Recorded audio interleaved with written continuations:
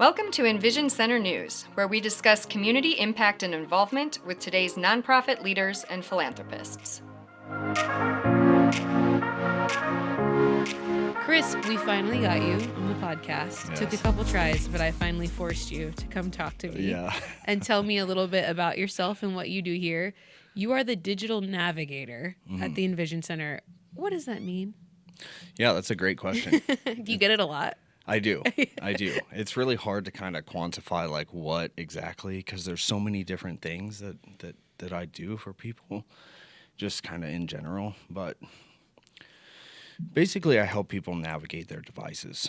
And so it could be something more complex, or it could be something as simple as like grandma's first smartphone. You know, she's going from like a flip phone to a smartphone. And so I can show and put on classes to teach people about just basic application stuff. I can also do more advanced things with phones. I'm not like a super techie or anything by any means, but my basic job, like my main function, is just to help people be able to adequately, navigate their devices. So here, does that mean like a nonprofit might reach out or something and say, we are trying to implement XYZ technology and we don't know how to do it or what the next steps are, and then you would either know the answer or direct them to the right place? Or how exactly do you get work through the EnVision Center in that space? Yeah, that's a good question. So a lot of it's word of mouth right now. Like, hey, we're trying to coin this term, digital navigators, and a lot of people don't know what that means. So like I went to Conixu the other day, and they have like a patient navigator now that you talk to before you actually set up an appointment. And so that's kind of the idea, is like, hey, I can help you navigate just the digital landscape so that you can do what you want with that. So whether that's like your W-2s or your taxes, that could be like something as far as, hey, I want to put a podcast on Spotify or something along those lines, right? And I can teach people how to do that. A lot of the stuff with the classes, we have a class, like a curriculum that we use, and it's called North Star. And it runs down all the basics. And then so I can put on basically two different types of classes. I could put on like more of like a one-on-one help, where I go around to the people in the class and I help them learn and navigate. It could be I've never used Microsoft Office before, or would everyone in the class need to have the same problem? The same like technological disadvantage that they are trying to understand, or is it for everyone comes with something different that they need help with?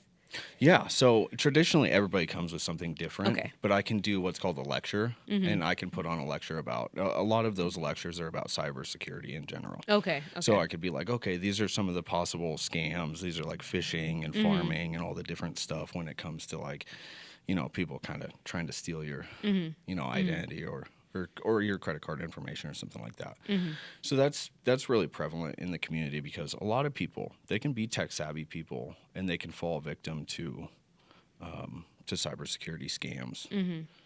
So is this something that a business would like send their employee, like we want all of our employees trained on this, or people just raising their hand and saying, I want help with this and signing up? You said word of mouth.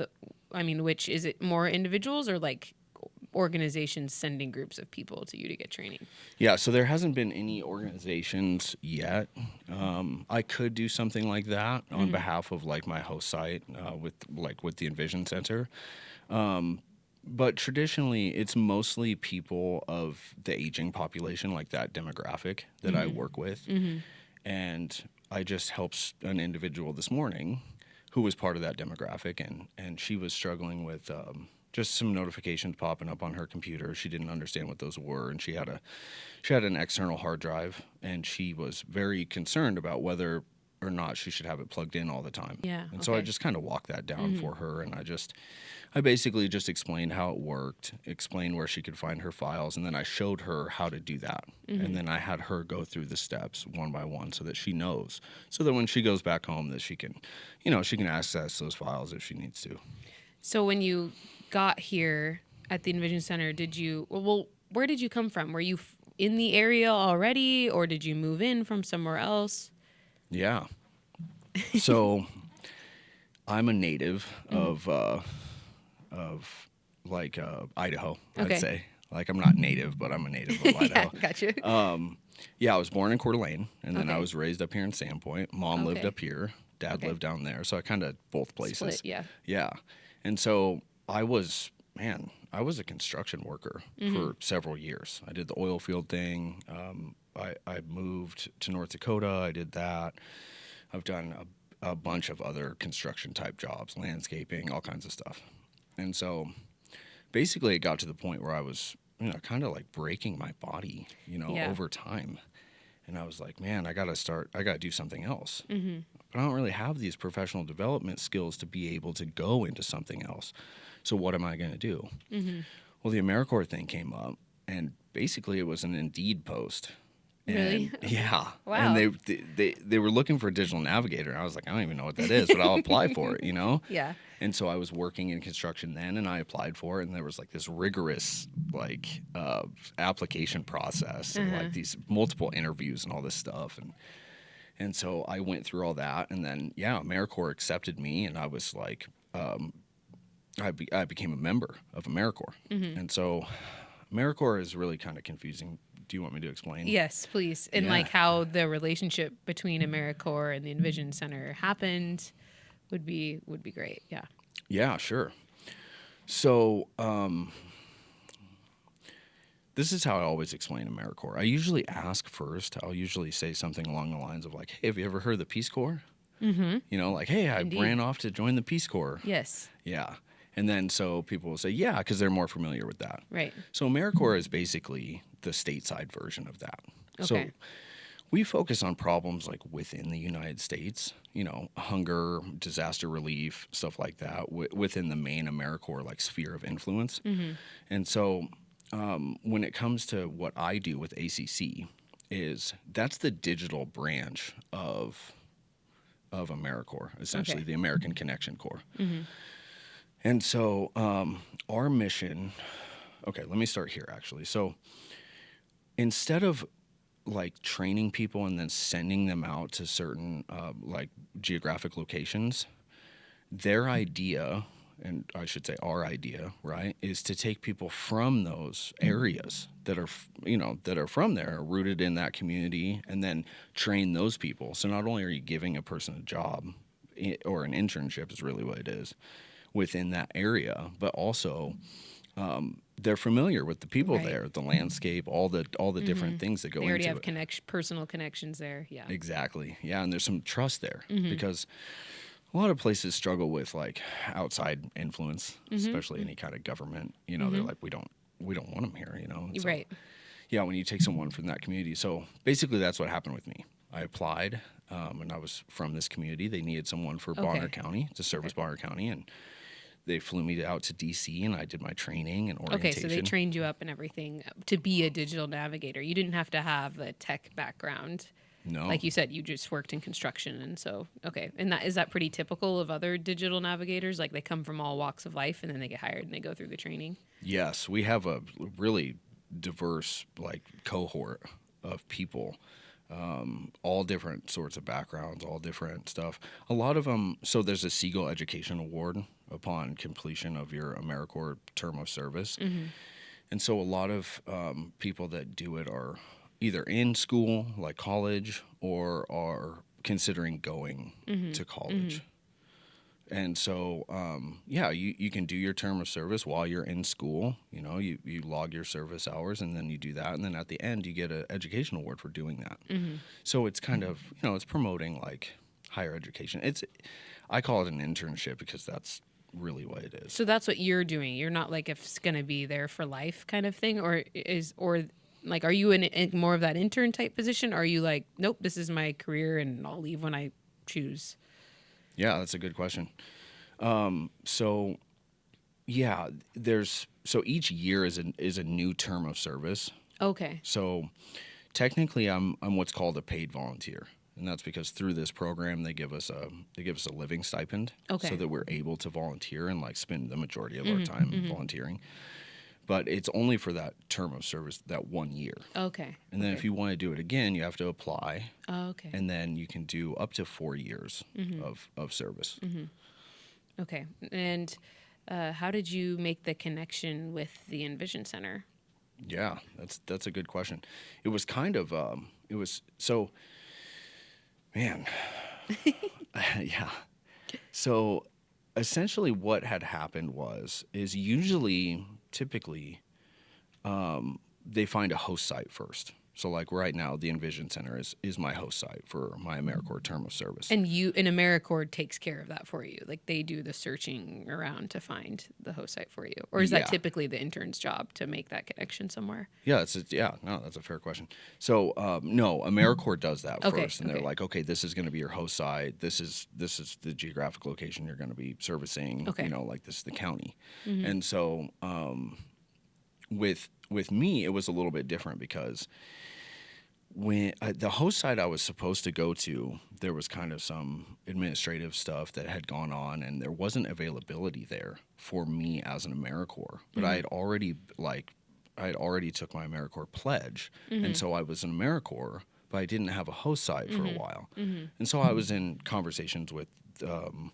It was the university, and then with the library also, and they turned me on and ACC on to the EnVision Center. And so we called and talked to Katie, and Katie was like, well, I don't know if we really have capacity for that here, And so I ended up interviewing with Katie. So what does it require? Like, what is having capacity? What do you really need if you're like kind of courting these potential sites? What do they need to be able to provide you in order for it to be a successful partnership or relationship? Yeah. So the biggest component to that is like a supervisor. Oh, okay. So you need to be supervised because that's how there would be no way for me to log my service hours and then have like a supervisor's approval unless an organization has the capacity to do that. Okay, so really it could just be like, hey, I'm managing too many people. I can't take on another person. Okay, gotcha. Yeah, and that's essentially what happened with the university. Okay. And then with the library, they were like, we would love to have you, but ultimately like we don't have enough people to like really be able to supervise you. So we're gonna and then that was Katie's issue too. She's like, well, I'm not really sure if I have the capacity with all the things that I'm doing right to be able to supervise you. And so I think I'm kind of want to be an exception to the rule a little bit. Like I'm really driven, and I am able to kind of supervise myself. Right. You don't need a lot of oversight. And Exactly. Which isn't the case with every AmeriCorps, but it is with me. And so, so I interviewed basically, and then Katie really liked me in the interview, and she thought it made sense. And so, I started with the EnVision Center, and it's been great. Are you staying busy enough? Yes, absolutely. There's been a lot. What's been, I guess, because how long have you been here now? It hasn't been too long, but it's been a decent amount of time where you probably have some cool success stories at this point. Sure. Yeah, absolutely. So, September. September. Okay. Yeah. So you're like a quarter in, and you'll spend the whole year here, or you'll go somewhere else. The whole year is spent at the same host site. Yes. Okay. Yeah. So it's actually like a little bit over 10 months because my graduation's in. Sure. My graduation is in August, and then we'll fly out to DC, and then I'll do the whole AmeriCorps thing and go on stage and get my diploma from like a certificate of completion. Yeah, it's pretty cool that they do that. Fly you out there. Yeah. Yeah, we've flown out to several different places now. So first for orientation and initial training was Washington DC, and then I just went to Austin, Texas, and it's just a week of training, and then after training's over, they cut you loose in the city, and then you can go and explore and like sightsee and do all the things, and then it's pretty cool. Okay. But what's been some of your favorite success stories or clients that you've helped through something, or maybe even something that made you chuckle, where I could see if you're dealing, maybe this is me stereotyping a little bit, maybe I shouldn't do this, but if you're dealing with like older folks, is it the classic like, ma'am, have you tried plugging it in? Do you have any of those stories? Yeah. So, well, I mean, not too many of those stories. I try to make a personal connection with people. Yeah. Because, they're a lot of a lot, like how I view the situation is, they're people first. Yeah. And I'm like, hey, what's going on? Like, what's going on in your life? And they share stuff with me. And so I'm like, yeah, that's great. And they're like, oh, well, can you help me with X, Y, and Z? I'm like, yeah, absolutely. That's what I'm here for. And so, you get a bunch of different stories from a bunch of different people. Do you end up connecting them to other things, like the other resources and stuff? Like you're going to work with them on some kind of technology issue they have, but then you are forming this relationship and you get to know a little bit more about them on the phone call or whatever, or in-person meeting or however you do it. And then you learn that they're behind on rent or something. I don't know. Does that happen a lot where then you're like, well, actually, because I'm at the EnVision Center, I know about XYZ resource, or you just kind of hand them off to Angel, or has there been some of that? Yeah, there has, and I would hand them off to Angel if I didn't know exactly if they. So I haven't had that particular like circumstance happen yet, but I'm always on the lookout for like how can we help you, like how can we serve you, and that's the idea behind AmeriCorps. Like a lot of people try to pay me or tip me, and I'm like, no, this is a completely free service. Like. The individual that I had earlier today, she's like, well, thank you so much for your time today. I know that you're busy. And I'm like, this is my job. Like this is what I do. I service clients first. Like that's really like at the heart of what we do is we just want to serve our community. And it's just a way to give back and then, develop professional skills along the way. And I'm really fortunate because I can do like Coursera courses or like Udemy courses and like furtherance of my own education while I'm doing this with AmeriCorps and all that stuff. So it's a really great opportunity. It really is. So if a nonprofit organization kind of catches wind that you're here, how could they, like, what's the best way that they could use you? Would they let you do maybe like, do you do some kind of audit or you interview them? Like what kind of technologies are you using? And then you can be like, you're not using that to the best of, to you're not using all of the resources that technology provides. If they're using, I don't know, maybe it's something as simple as like QuickBooks or something like that. And they're not really using it to its fullest. I'm just totally spitballing here. I have no idea, but what's a way that nonprofits can use you as an organization versus kind of the individual coming to you and being like, I'm having this problem with pop-ups on my screen? Yeah. So traditionally, if someone is tech savvy enough to be like working QuickBooks or something like that, that would be more like a specialty sort of a thing. They could come to me and I could help them troubleshoot. There is no audit when it comes to the people that I serve. It could be anyone from any background, from any demographic. As long as I meant more like, would you try to dig in and see where they have technology gaps? Maybe they don't even know, like where they could be using technology better to, run their organization more efficiently. Yeah, like streamline a process. Right. Yeah, right. yeah, absolutely. So I could do that. Yeah, for sure. Most of the people, most of the stuff that I help with, like just as a digital navigator, like that section of my job, because it's really more than just that. There's like relationship building. There's like partnership building in between organizations and stuff that I do a lot of, and there's kind of the stuff that EnVision Center already is doing or trying to do, you're helping add to that, like exactly. that. Yeah. Okay. Yeah, I tried to get the name out there, like, hey, we have services here. A lot of referral stuff. I give my card out a bunch, to people, like, hey. And then there's also there's a couple other pieces to this also. There's like the broadband infrastructure piece, and then you were talking about some accomplishments. I wanted to make sure to answer that for you, because we kind of like steamrolled. We skipped over it. Sorry. Yeah, no problem. I think I kind of skipped over it. So yeah, there's been quite a few things that have been going on. So I've been able to assist with some grant writing opportunities with the EnVision Center, which is really cool. I got to help out on our first federal grant here, and I wrote some of the sections and some of the language. Had you ever done that before? No. You're just, okay, that's awesome. No, and I mean, it's really, it's it's crazy how much English goes into, the grant. And like, if you talk about something in one section, you need to like have a plan for it in the other section. It's very methodical, like how you have to fill that stuff out.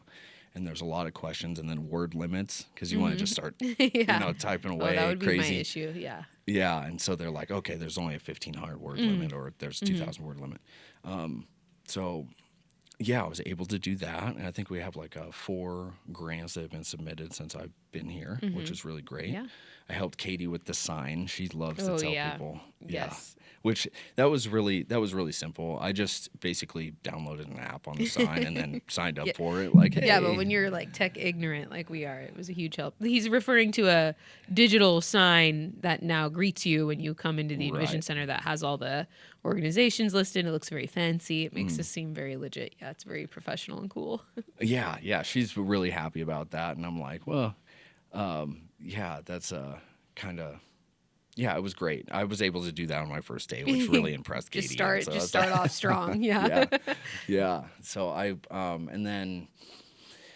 made I've cemented a partnership in between the University of Idaho Extension program, the Digital Economy program, and then our organization, which is the Community Resource and EnVision Center, obviously. And that's been a really good working situation. They have taken on a mentorship role of me in general. Great. Yeah, when it comes to like a digital economy stuff, or digital literacy sort of things, and they've helped out with some of our grant writing efforts and stuff like that. And then also North Idaho College. I have made a contact with North Idaho College, and we're looking into using their computer labs to put on classes in furtherance of our like digital skills piece at the EnVision Center.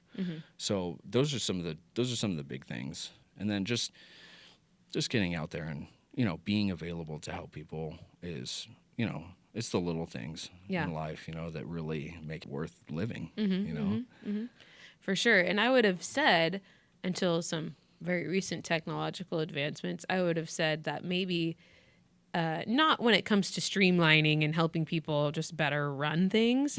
There'll always be a need for that because, if you're running an organization, you've got a million plates that you're spinning, and sometimes that just isn't your focus. But, I'd have said, well, right now, older generations maybe struggle with digital stuff, but when millennials are the older generation, when Gen Z is, eventually even though the elderly will, know how to navigate technology pretty well because we all grew up in it. Though there's something new, which is AI, right? Which I feel like has kind of thrown a wrench in things. Do you deal with anything in that like tech space, or people? I mean, talk about getting spammed or catfished or all kinds of stuff. I think even somebody who's not politically, technologically savvy could fall for. Because AI is so crazy, like what it can do and where it's going, I could definitely see all kinds of people having issues when it comes to AI stuff. Have you had to take classes, get certificates, or, orient yourself to that? Or is that coming, or is that not something that you're really touching yet? Or just what are your thoughts on AI generally? This is a very open question because I just feel like it's a big wave that hasn't fully hit yet, but I think it's coming, and the problems that will go with it. And awesome stuff that comes with it too. I'm not just trying to like rag on AI, but thinking about you trying to help people be secure. AI will play a role in people not being secure down the road if it's not already. Yeah. So with the progression of things, like you said, people, the millennials basically becoming the older, population, like that aging population group. There's going to have to be a pivot at some point from people that don't know how to use technology at all to more advanced technology when it comes to digital navigation. I think that makes sense. I think a lot of things that we don't think about as Americans in general is that there's a lot of people that don't have access to technology, across the world. And so those people may need help with skills. And even if you're digitally literate, a lot of people, like you can work a phone. I've met several students that, students I would say high school age, that know how to work a phone, but they're not really familiar with the laptop.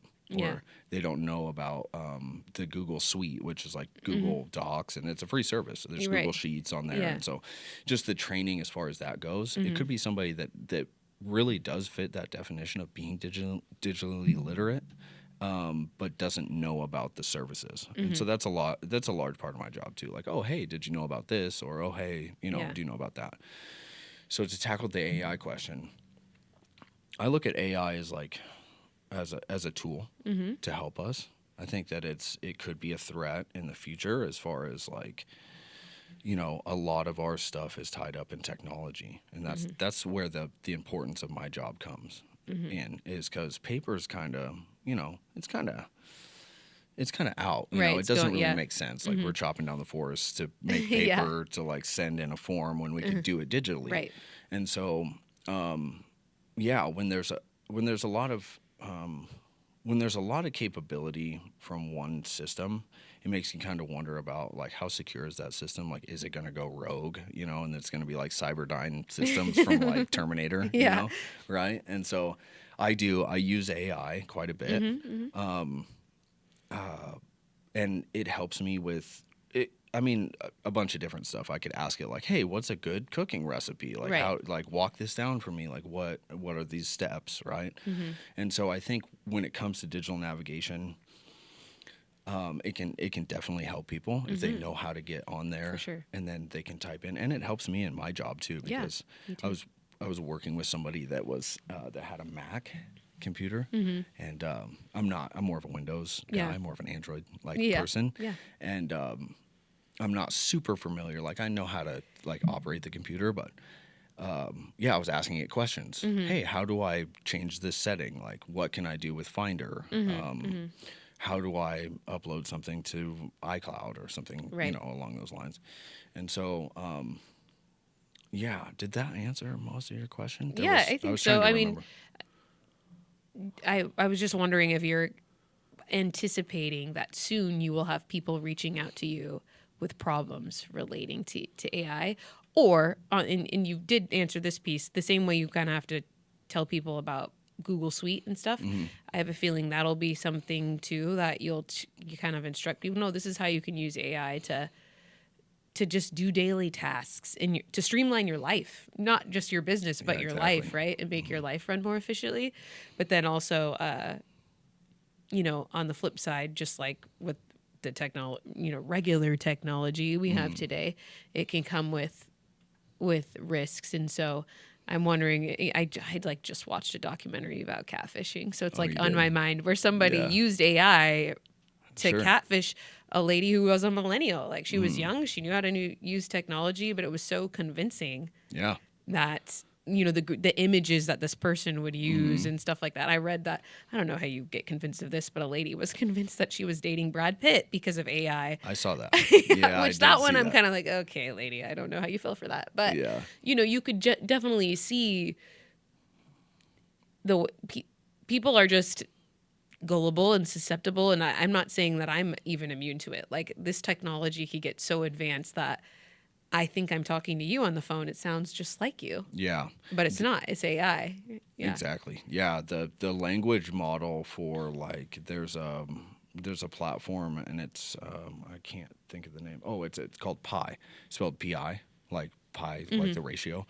And its language model is amazing. Like you can hit, it's like a go live feature, and you can talk back and forth, and you can talk about complex things. I was asking it about like the Roman Empire, and I was just having a conversation like you and I are. There's a little bit of a lag time in between, but it'll get better and better. Yeah, but it was like talking to a person, and it was kind of intriguing for me. But I can see, and so when it comes to the scams and stuff, which catfishing is definitely a thing. Phishing like phishing, like email scams, or like more like clickbait, like more like, hey, click on this, or like, oh, your Medicaid or your Medicare is at risk, or you're about to lose Social Security, click here, and then you Right. go to that site, and then obviously it steals your information or implants some sort of malware. And so, yeah, it's difficult, but there's people on both sides too. So for every like kind of like hacker model that's trying to steal stuff, there's people working against that too in cybersecurity. And they actually came up with, I thought was kind of funny, they came up with this AI language model, and like phone scammers will call this AI language model, and it sounds like an older lady, and she's just really confused on the phone. And they're like, okay, give us your number, like your credit card number or whatever. And then she'll start saying some numbers, and then she'll be like, oh, I'm confused. I don't know what's going on. And the idea behind it is to waste as much time as they can, because if they're wasting the hacker's time, then they're not, perpetrating against someone else. Right. That's cool. Yeah, which is kind of cool. So I'm pretty confident that everything is going to work out as far as AI goes. What I'm worried about is like quantum computers. Oh. Do you know about those at all? No. Yeah, quantum computers are really, they're really complex. You should look into them. I need to go Google that now and be worried about something else. It's a technology that's probably 5 or 10 years away. But basically, how a computer, to put it simply, a quantum computer can do something within minutes that a regular computer would take thousands of years to be able to complete. Oh. So like when it comes to encryption and stuff like that, do you know what encryption is? Yeah. And so where it would take a regular computer 2,000 years to break this encryption, it would take a quantum computer 2 minutes. Ooh. Yeah. Yeah, so it's like a really big threat as far as like national security goes, and like obviously like launch codes and all this crazy stuff. So yeah, I mean Is that a branch of AI, or it's like a completely separate thing? Yeah, it's a completely separate Okay. thing. So like, like the processor you have in your computer, it's like that, but it's this super processor chip basically that uses quantum mechanics to compute with, which is kind of worrisome. Why did you tell me about this? Yeah, I'm sorry.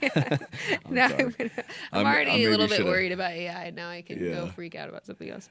No, I'm just kidding. Okay, so what's coming next for you when your time here is done, or maybe you don't know yet, but like what would you hope to be? What's your dream job, if you even have one? Maybe you're like, hey, I'm just riding this out and I'm learning as I go, and I don't really know where I'm headed next. That's totally valid if that's your answer. Yeah. So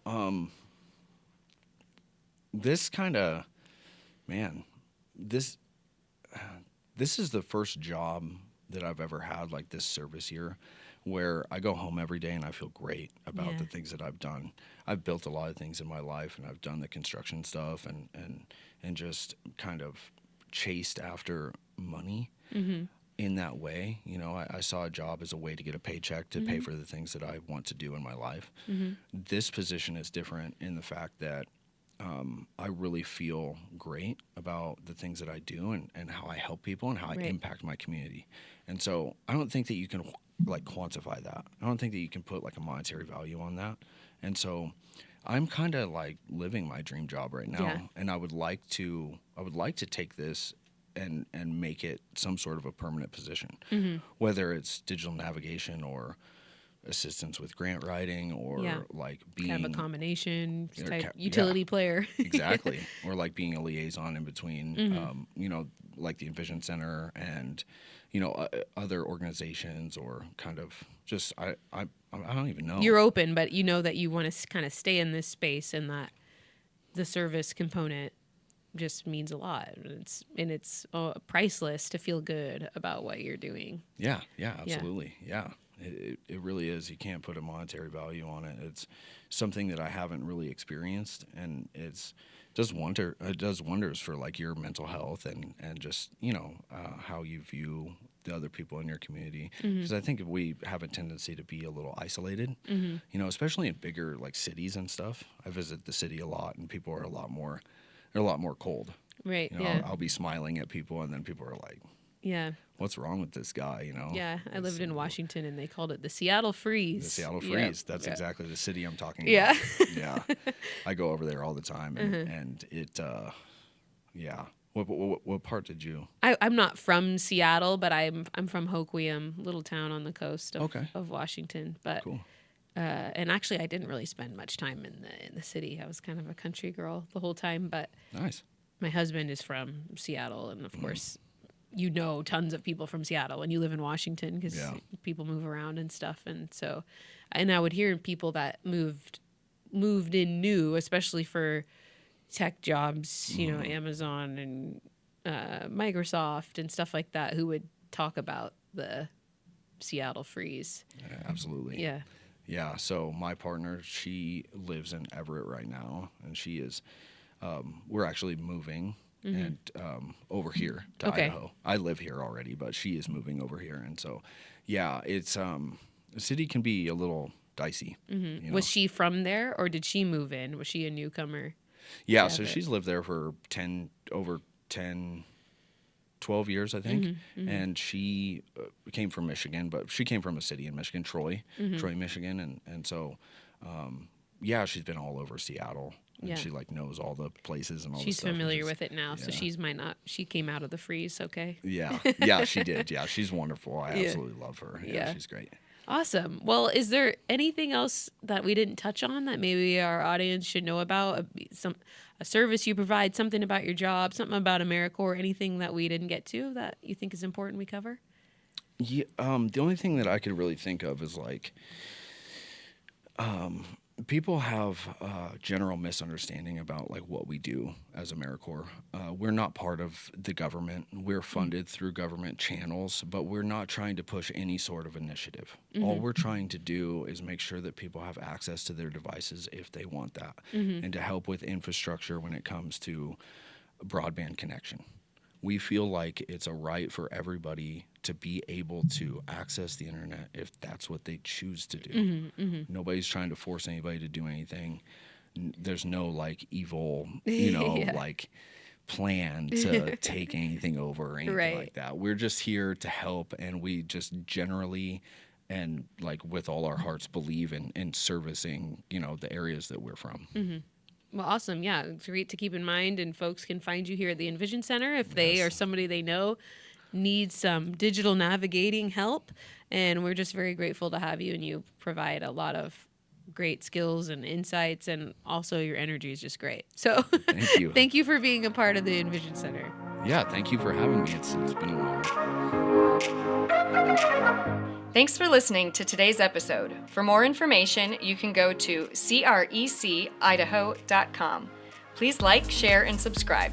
We'll see you again soon.